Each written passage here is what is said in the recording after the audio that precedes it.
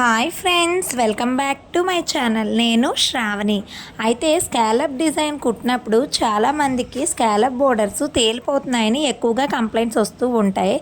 ఈరోజు మన వీడియోలో స్కాలప్ బోర్డర్ కుట్టేటప్పుడు అలా తేలిపోకుండా రాకుండా ఉండాలంటే ఏ విధంగా స్టిచ్చింగ్ చేసుకోవాలి, ఏ విధంగా మార్కింగ్ చేసుకోవాలనేది వీడియోలో చూద్దాం. అయితే ఇది princess cut back open blouse, double layer హ్యాండ్స్తో, అంటే స్కాలప్ బోర్డర్స్ 2 లేయర్స్ కింద వస్తుంది. ఇది డబల్ కలర్ శారీ అనమాట. ఇలా పెట్టవలసిందే, కాకపోతే బ్లాక్ లాంగ్ హ్యాండ్స్ పెట్టేసి పింక్ షార్ట్ హ్యాండ్స్ పెట్టేయడం వల్ల దాన్ని రివర్స్లో కుట్టవలసి వచ్చింది. కానీ బ్లౌజ్ నాదేనండి. అయితే ఇది ఏ విధంగా కుడుతున్నానో మీరు వీడియో ఎండింగ్ వరకు చూడండి. మీరు ఒకవేళ బిగినర్స్ అయితే ఈ వీడియో చూసి మీరు ఖచ్చితంగా ఇదే డిజైన్ బ్లౌజ్ పర్ఫెక్ట్గా స్టిచ్ చేసుకోగలుగుతారు. అంతేకాదండి, మన ఛానల్లో 2 డేస్ తర్వాత నుండి రోజుకి ఒక మోడల్ బ్లౌజ్ వస్తూ ఉంటుంది. అంటే నేను కొత్తగా ఒక కాన్సెప్ట్ తీసుకొని ఆ బేస్ మీద నేను వీడియో చేద్దాం అనుకుంటున్నాను. 10 డేస్లో 10 మోడల్ బ్లౌజెస్ అని ఒక కాన్సెప్ట్తో డైలీ ఒక వీడియో మార్నింగ్ 9 o'clock కల్లా అప్లోడ్ చేస్తాను. తప్పకుండా మీ అందరూ చూసి లైక్ చేసి, షేర్ చేసి, సబ్స్క్రైబ్ చేయండి ఫ్రెండ్స్. అయితే ముందుగా మనం ఈ బ్లౌజ్కి స్టిచ్చింగ్ మాత్రమే ఈ వీడియోలో చూపిస్తున్నాను. మీకు ఒకవేళ కటింగ్ కావాలంటే కామెంట్ బాక్స్లో కటింగ్ కోసం కామెంట్ చేయండి, తప్పకుండా కటింగ్ వీడియో పెడతాను. అయితే ముందుగా మనం నార్మల్ బ్లౌజ్కి స్టిచ్ చేసుకున్నట్టుగానే లైనింగ్ మెయిన్ పీస్ జాయింటింగ్ చేసుకోవాలి.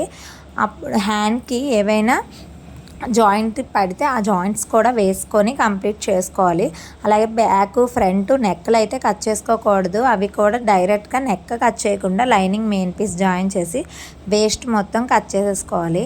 ఇప్పుడు స్కాలప్ బోర్డర్ కట్ చేసుకోవడం కోసం మనం ఫీజింగ్ని లాంగ్ 14 ఇంచెస్, వెడల్పు 7 and 8 ఇంచెస్ వరకు ఉన్న ఫీజింగ్ పేపర్ని అయితే తీసుకొని మనం నెక్కి ముందుగా డాట్స్ పెట్టుకుంటాం కదండి. డాట్స్ దగ్గరికి నెక్ లెంత్, విడ్త్ మార్క్ చేసుకోవాలి. స్కేల్తో కానీ లేదంటే ఇలా ఫ్రీ హ్యాండ్తో కానీ స్ట్రైట్గా లైన్ అనేది డ్రా చేసుకోవాలి. నాది కింద నెక్ విడ్త్ 4 ఇంచెస్, పైన 4 ఇంచెస్. నాకే కాబట్టి అది ఎక్కువ డీప్ అయిపోతుందని పక్కన ఒక 1/2 ఇంచ్కి ఒక లైన్ డ్రా చేసుకున్నాను. ఇప్పుడే కేర్ఫుల్గా చూడండి. స్కాలప్ బోర్డర్ డిజైన్ చేసినప్పుడు కొంతమంది లోతుగా డిజైన్ చేసేస్తూ ఉంటారు. అలా డిజైన్ చేయడం వల్ల కూడా స్కాలప్స్ అనేవి తేలుతూ వస్తాయన్నమాట.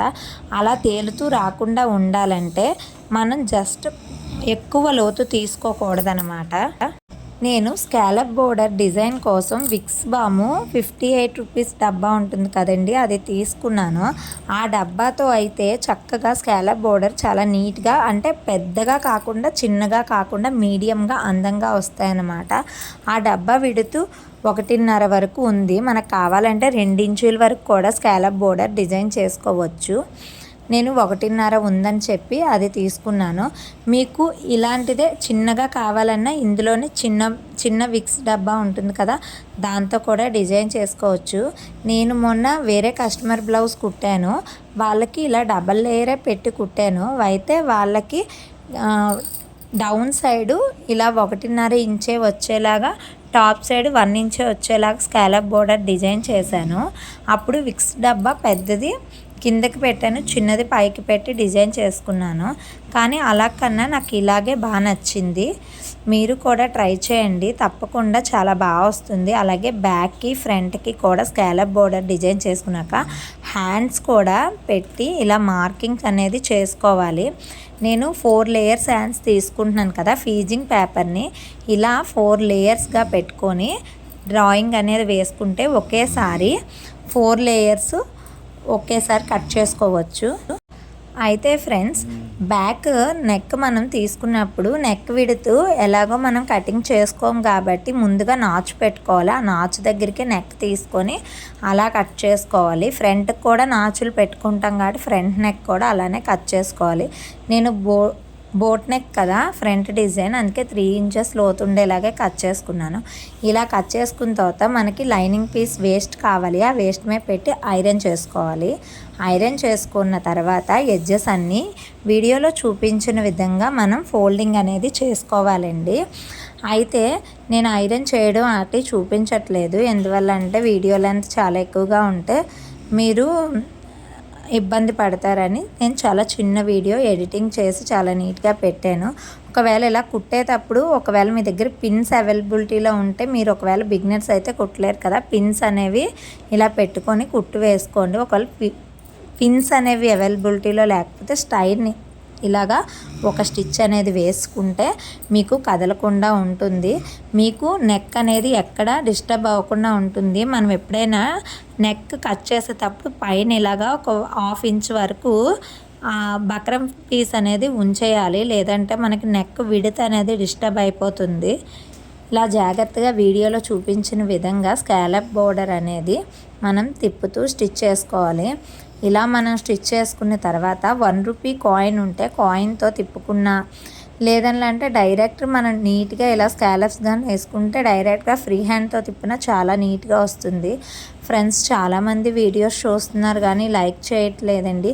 మీరు చేసే ఆ లైక్ వల్ల నాకు మోటివేషన్గా ఉండి ఇలాంటి మరెన్నో వీడియోస్ తీయడానికి అవకాశం ఉంటుంది. ఈ వీడియో కనుక మీకు ఇన్ఫర్మేటివ్గా అనిపించినట్టయితే, మీకు ఏదో ఒక పాయింట్ పనికొచ్చింది, ఏదో ఒక విషయం ఈ వీడియో వల్ల మీకు అర్థమైంది అని అనిపిస్తే తప్పకుండా ఒక చిన్న లైక్ చేయండి ఫ్రెండ్స్. లైక్ చేయడమే కాదు, మీరు లైక్ చేయడం వల్ల ఈ వీడియో అవసరమైన వాళ్ళకు కూడా రీచ్ అయ్యే అవకాశం ఉంది. మాకు కూడా మోటివేషన్గా ఉండి ఇలాంటి మరెన్నో వీడియోస్ చేయడానికి అవకాశం ఉంటుంది. అయితే చూడండి ఎంత నీట్గా వచ్చిందో స్కాలప్ బోర్డర్. అన్ని స్కాలప్స్ ఒకే విడతతో చాలా అందంగా వచ్చాయి కదండి. ఇలాగా నీట్గా రెండో వైపు కూడా నీట్గా స్టిచ్ చేసుకోవాలి. ఇలా ఫ్రంట్కి కూడా నాచులు చూసుకొని ఫ్రంట్కి కూడా పెట్టుకొని ఫ్రంట్ నెక్ కూడా స్టిచ్ చేసుకోవాలి. అలా 4 లైన్స్ నెక్ హ్యాండ్స్ కూడా స్టిచ్ చేసుకోవాలి. అయితే నేను డబుల్ కలర్ వచ్చిందని బ్లాక్కి బ్లాక్ లైనింగ్ తీసుకున్నాను.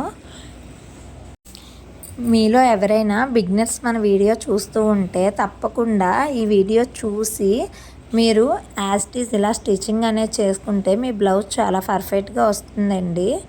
ఇలాగా మనం కుట్టుకున్న తర్వాత చక్కగా రౌండ్గా కట్ చేసుకోవాలి. ఒక 1/2 ఇంచ్ గ్యాప్ ఇచ్చుకొని ఎప్పుడు కూడా ఈ స్కాలప్స్ కట్ చేస్తాడు బ్యాక్ తిప్పి స్టిచ్ ఎక్కడుందో చూసుకొని అప్పుడు మాత్రమే ఇలా డాట్ అనేది పెట్టుకోవాలి. ముందు నుండి పెట్టుకుంటే స్టిచ్ ఎక్కడ పడిందో తెలియక మనం స్టిచ్ని కట్ చేసేస్తే అక్కడ ఓపెన్ అనేది అయిపోతుందండి. అలా అవ్వడం వల్ల బ్లౌజ్ అంతా డిస్టర్బ్ అయిపోతుంది. ఇలా కుట్టుకున్నాక ఫ్రంట్ నెక్ ఈ విధంగా వచ్చింది. యాజ్ ఇట్ ఈజ్ మనం ఇలా 4 హ్యాండ్స్ ఫ్రంట్ బ్యాక్ తీసుకున్న తర్వాత మనం నార్మల్ బోట్ నెక్ బ్లౌజ్ ఏ విధంగా స్టిచ్ చేసుకుంటాం, ఫ్రంట్ సైడ్ స్టిచ్ చేసుకొని అలాగే బ్యాక్ సైడ్ ఉక్స్ పట్టి కాజా పట్టి ఫినిష్ చేసుకొని హ్యాండ్స్ ఏ విధంగా అతకాలో వీడియోలో చూపిస్తాను. అలా ఆ విధంగా హ్యాండ్స్ అనేవి అతుక్కొని మన నార్మల్ బ్లౌజ్ స్టిచ్ చేసుకున్నట్టు స్టిచ్ చేసుకోవడమే. మీకు ఈ బ్లౌజ్ చాలా బాగా కుదురుతుంది ఇలా ట్రై చేస్తే. చూడండి, ఇలా బ్యాక్ ఫ్రంట్ అంతా లైనింగ్ పీసెస్ ముందు జాయిన్ చేసుకుంటే మనకు వర్క్ అనేది స్పీడ్గా అవుతుందన్నమాట. నేను అన్నీ ఏటికవే కుట్టేస్తూ ఉంటాను. కుట్టేసుకొని పక్కన పెట్టుకొని లాస్ట్లో ఫినిషింగ్ అనేది ఇచ్చుకుంటూ ఉంటాను. ఈ తర్వాత లాస్ట్లో ఈ డబల్ హ్యాండ్స్కి అంటే షార్ట్ హ్యాండ్ పైన లాంగ్ హ్యాండ్ కింద పెట్టి మొత్తం ఉరుసుట్లు స్టిచ్ అనేది వేసుకోవాలండి. ఇలా వేసుకున్న తర్వాత ఫ్రంట్కి లోత్ అనేది తీసుకోవాలి. ముందే లోత్ తీసుకుంటే మనం ఈ డిజైన్ కుట్టేటప్పుడు ఏదైనా చిన్న మిస్టేక్ అయ్యి 2 హ్యాండ్స్ ఒకే వైపు వచ్చేస్తే మళ్ళీ మనం కుట్టిన బ్లౌజ్ అంతా వేస్ట్ అయిపోతుందండి. మళ్ళీ స్టార్టింగ్ నుండి ఇప్పుకొని కుట్టుకొని రావాలి. అందుకని మనం ఈ బ్లౌజ్కి మట్టుకి ఫ్రంట్ సైడ్ లోత్ అనేది తీసుకోకూడదు. బ్లౌజ్ మొత్తం ఫినిష్ చేసే ముందు అంటే హ్యాండ్ ఫ్రంట్ పార్ట్కి అతికే ముందు అప్పుడు ఫ్రంట్ సైడ్ లోత్ తీసుకొని అప్పుడు ఫ్రంట్కి అతుక్కోవాలి. తర్వాత బ్యాక్ అతుక్కోవాలి. తర్వాత రెండో స్లీవ్కి లోత్ తీసుకొని అతుక్కోవాలి. ఏ సైడ్ ఫ్రంట్ వస్తుందో చూసుకొని అలా అయితేనే నీట్గా వస్తుంది. ఫైనల్లీ నా బ్లౌజ్ కంప్లీట్ అయిపోయింది. ఇలా వచ్చింది. ఇంకా హెమ్మింగ్ అవ్వలేదండి. నెక్కి బ్యాక్ నెక్కి హ్యాండ్స్ డబల్ లేయర్ హ్యాండ్స్ కదా, రెండింటికి హెమ్మింగ్ చేశాక ఇంకా అద్భుతంగా ఉంటుంది. ఈ డోరీస్ మీకు కావాలంటే వీడియో మన ఛానల్లో ఉంది. Okay friends, bye. వీడియో యూస్ఫుల్గా అనిపిస్తే తప్పకుండా లైక్ చేసి షేర్ చేసి సబ్స్క్రైబ్ చేయడం మాత్రం మర్చిపోకండి. మరో మంచి వీడియోతో కలుద్దాం. Bye friends.